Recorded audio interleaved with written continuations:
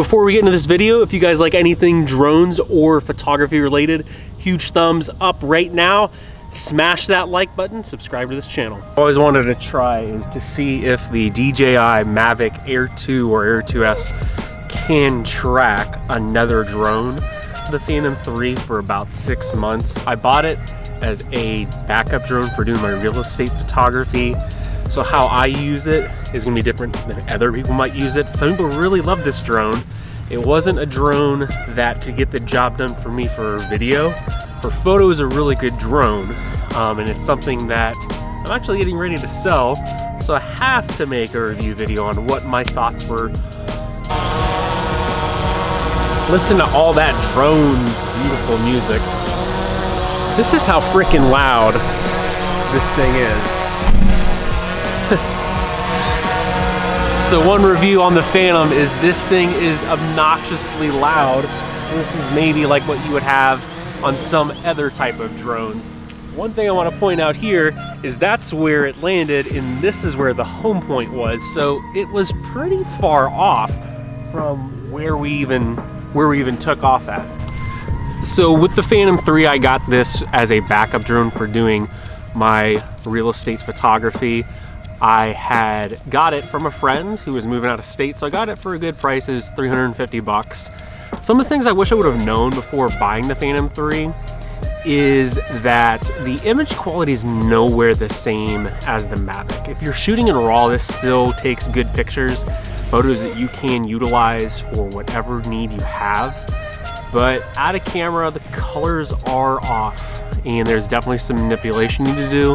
The horizon is never straight, and you always have to mess around when you're on location with getting everything positioned right, because the gimbal is just never really centered on there, and it isn't going to destroy your ability to take photos, but it's not like flying a Mavic where it's just incredible. What I've known about the Phantom is the image transmission. The image transmission on this guy cuts out all the time, and you would be flying 20 feet away just going up and you've lost image transmission. I added one of these boosters on here. I don't think it actually made a difference when flying this.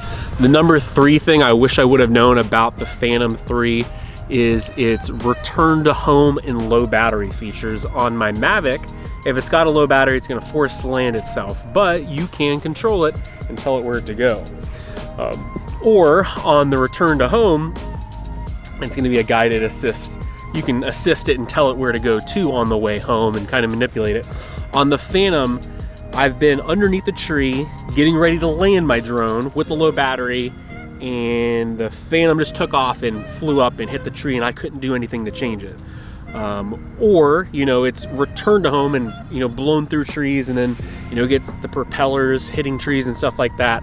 And there was no way for me to manually override it until I got near the path of where it wanted to be. So the number 4 thing I wish I would have known about these Phantoms is they don't stay stable. On my Mavic, this thing, the Mavic over here, you could throw it up in the air and it's gonna stay like this until the battery dies. It might move a little bit, but you're never gonna notice it.